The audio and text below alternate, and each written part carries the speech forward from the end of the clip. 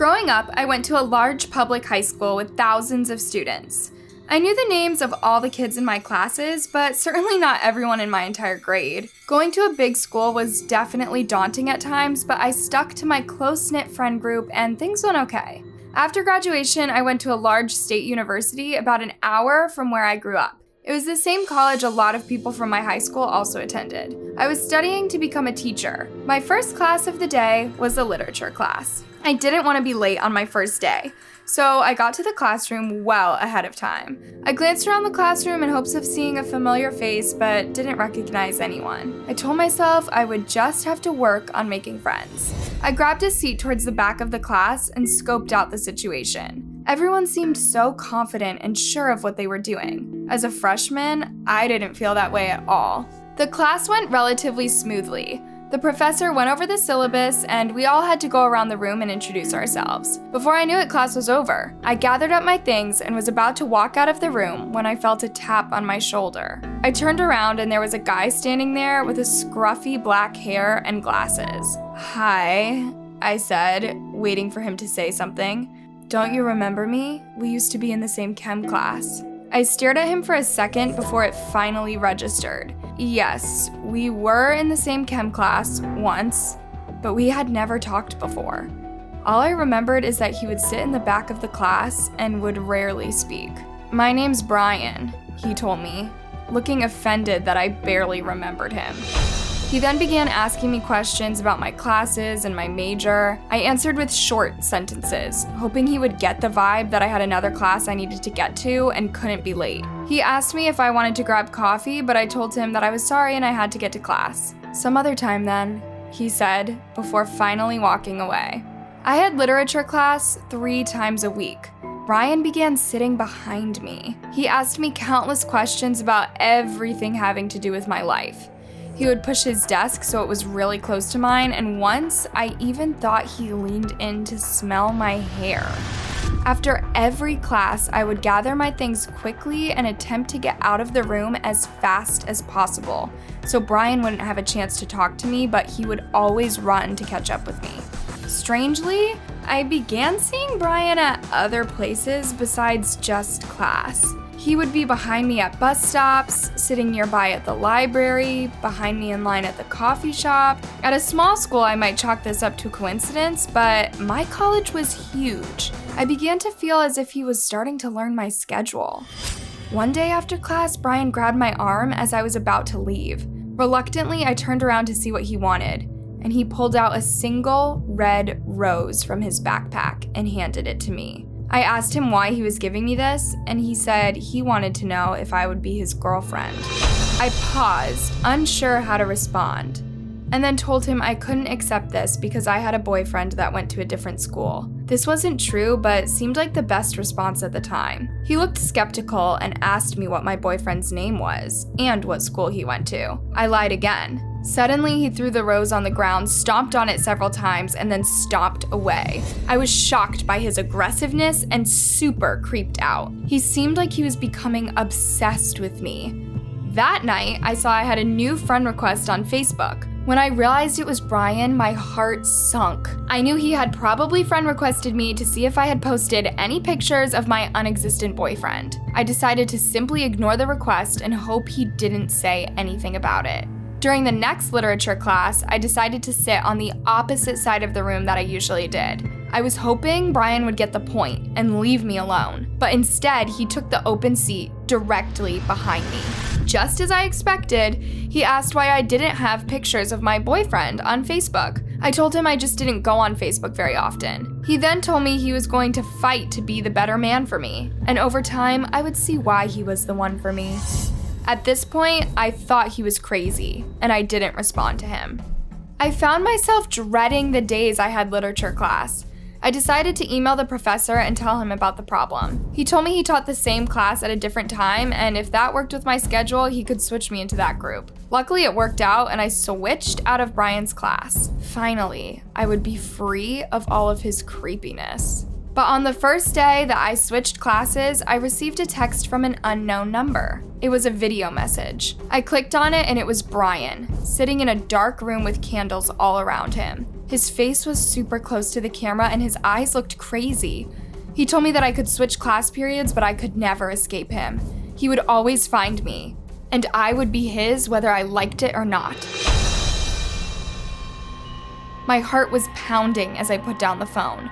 What a psychopath! I had never given him my phone number and I had no idea where he had gotten it from.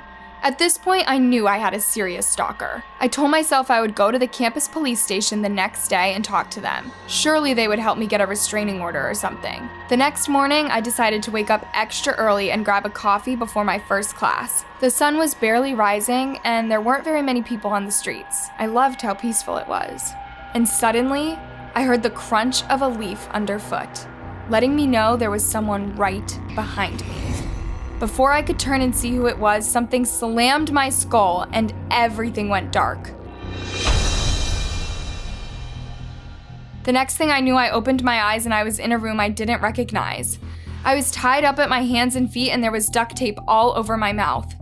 Brian was nowhere in sight, but I knew deep down that he was the person who had put me in this room. Who else would have? I physically stopped breathing when I took in my surroundings. It was my face, plastered over every surface. There were pictures of me playing tennis in high school, laughing with my friends, pictures of me walking to class, reading in the library. Worst of all, pictures of me sleeping.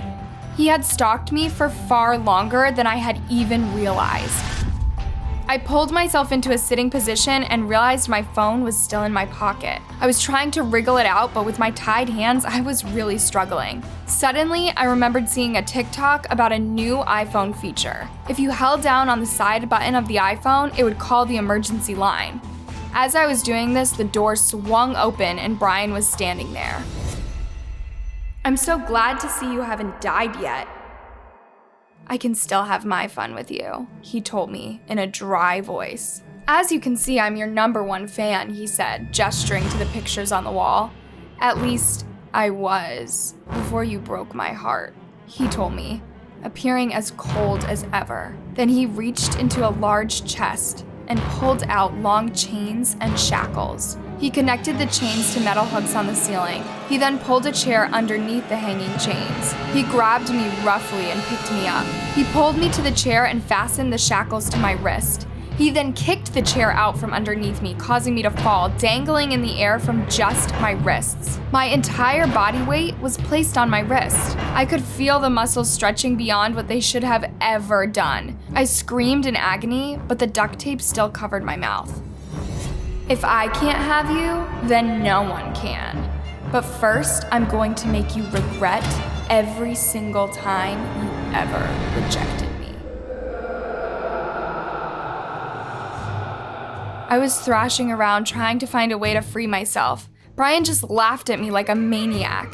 He grabbed a paper bag from his chest and put it over my head so I couldn't see what was happening. I could feel him taking off my shoes and my socks, but I didn't know why. Suddenly, a surge of pain racked through me, and I realized I had been put in some sort of metal vise. They were being clamped down extra hard. The next thing I knew, the pain had spread to my left hand and then my right, and I knew he had put clamps around them too. I was gasping in pain and more terrified than I had ever been in my entire life. "I think I'll leave you like this for a while, just so you can prepare for death," Brian told me. What he said next terrified me to my core. "When I return, I'm going to hurt you the same place you hurt me, in the heart. Only, I'm going to do it with a knife." There were footsteps, and then the door slammed shut, and I knew I was alone. I dangled there, helpless and in pain. I thought of my family and my friends and how hard it would be when they found out I was dead and how it happened. I wondered if Brian would be captured and how long it would be before I was found. I wondered how painful death would be and how long it would take. I had so many regrets. I should have talked to the police sooner. I should have told the police I was being stalked. It didn't have to come to this. Suddenly, I heard a loud bang. It was the door being kicked in. "Here it comes," I thought to myself as I prepared to die. There were voices, but ones I didn't recognize. "She's in here! We need medical assistance!" a man yelled. The next thing I knew, the bag was being pulled off of my head and the room was full of police and paramedics. Brian was nowhere in sight. The paramedics went to work quickly, removing me from the chains and getting me down. They removed the duct tape from my mouth and unbound me. I was then placed on a stretcher and taken to the hospital. I was badly bruised and had a moderate concussion from when Brian had hit me, but I was expected to be all right. The police explained to me that Brian had hit me over the head with a crowbar and taken me to an old, abandoned warehouse, not far from the campus. They had tracked my phone and found me that way. They had ambushed Brian and taken him into custody. He's expected to spend many years in jail. One thing everyone should take from this video is don't wait until it's nearly too late to get help. When I was in high school, my parents let me walk home from school every day. I loved doing this because it allowed me to hang out with my friends after classes were over, and it made me feel independent. School would be over for the day at 3 p.m. And if the weather was nice, my friends and I would all gather in the courtyard at our school. We would sit around and work on homework, share snacks, discuss upcoming tests, and sometimes just hang out and talk. As long as I got home by 5 p.m., my parents wouldn't worry. It was before the time of smartphones, but I had a simple flip phone and would always text my mom before leaving school to let her know that I was on my way. I lived in a very safe area where there was very little crime. It was a small town and everyone was friendly with each other. It was common to run into friends at restaurants, grocery stores, or even in traffic. On one warm fall day, I was enjoying my walk home from school. The sun was shining bright and the leaves on the trees were just starting to change color. I was still a few blocks away from home and I reached a stoplight. The same stoplight I came to while walking home from school every day. There wasn't a ton of traffic on the street, but pedestrians were still expected to push the button and wait for the green walking symbol to signify that it was safe to go. When that symbol was on, traffic was expected to stop completely and wait until the person had completely crossed the road before going. I pushed the button, and when the green walking symbol appeared, I began crossing the street. There was a black truck parked at the stoplight. The driver rolled down the window and began yelling at me. I turned around to see what it was he wanted, thinking maybe he was someone I knew. It was a middle-aged man with a bald head and a hardened expression. His skin was very wrinkled, and he looked like someone who spent a lot of time outside, maybe doing manual labor. He whistled and began commenting on my body, talking about my figure as if I was no more than a piece of meat. I was a young girl, and his comments made me uncomfortable. I felt my face burning with embarrassment as I turned my back to the man and began walking faster, pretending I didn't hear him. When I didn't answer him, he became really angry. He began cussing at me and following me behind in his truck. At this point, I was getting scared, so I started running at full speed. I didn't want the man to know where I lived, so I took off down some random street while he continued to follow me. There was a gas station there and my parents were friends with the owner. I headed inside hoping the man wouldn't follow me. I killed time wandering through the rows of snacks, all the while keeping an eye out for the man. I didn't see him and figured he had gotten bored and moved on. I eventually left the gas station, walking as quickly as I could to my house. When I got home, I decided not to tell my parents about the incident. I knew they would get worried and not let me walk home alone anymore. This would take away the extra freedom I was so excited about having. The next day after school, I headed home completely comfortable. I was so sure that what had happened yesterday was a one-time event. I set off on the same path, being extra aware of my surroundings this time. I reached the same block where the gas station I had visited yesterday was located and was shocked to see what I thought was the same truck as before, parked in the lot. My stomach sunk as I realized he was probably waiting for me there. I took off running and didn't stop until I was all the way home. I looked around carefully before going inside my house, but saw nothing out of place. That night, I fell asleep quickly after being so stressed the night before. I was sleeping well until I felt something cold and sharp press against my throat. At first, I thought I was dreaming. I opened my eyes and saw a large, dark figure standing over me, knife in hand. Before I could scream, he slammed his large hand over my mouth. I blinked my eyes rapidly, trying to see who the person was. When I realized it was the guy from the truck, panic ran through my entire body. I began thrashing around trying to get away, but the man had pinned me down. He leaned so close to me that I could feel his hot breath on my face. He smelled like beer and cigarettes. You should have never ignored me. You're coming with me. Make a single sound and I'll kill you and your entire family.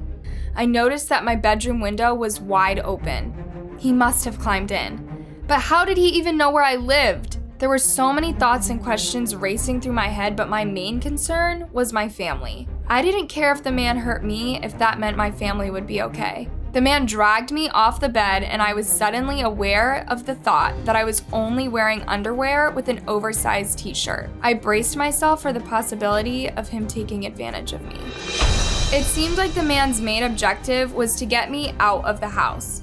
He guided me roughly to the door before opening it as quietly as possible. He pulled me out into the dark hallway. My parents' bedroom door was closed, and I knew they slept with a fan on. They wouldn't hear a thing. The man guided me down the stairs, moving slowly, step by step. I didn't fight him, and I didn't get in the way. I believed that he would be true to his word and hurt my family. When we reached the bottom level, he guided me into the living room. Suddenly, I noticed a familiar scent. It was coffee. Definitely a fresh pot. No sooner had I recognized the smell, did I see a figure sitting in the dark at the kitchen counter, mug in hand. It was my dad. The floorboards creaked and my dad turned to look over his shoulder. What happened next was a blur. My dad leapt up and lunged at the man, tackling him to the ground. They began wrestling and throwing punches. My dad was a strong man, but he was no match for my attacker, who was easily twice his size. I could tell the man was gaining on him. He had my dad pinned to the ground, and he was trying to wriggle his knife out of the pocket. I knew I had to do something quick, or this man was going to kill my dad. I raced across the kitchen to the sink where a dirty metal frying pan was sitting. I grabbed it, ran to the man just as his knife was raised, and I slammed it into the man's head as hard as I possibly could. He instantly fell to the ground, unconscious. My dad pulled himself up, grabbed the knife from the man, began shouting for my mom to call 911. The police arrived quickly, and the man was taken into police custody.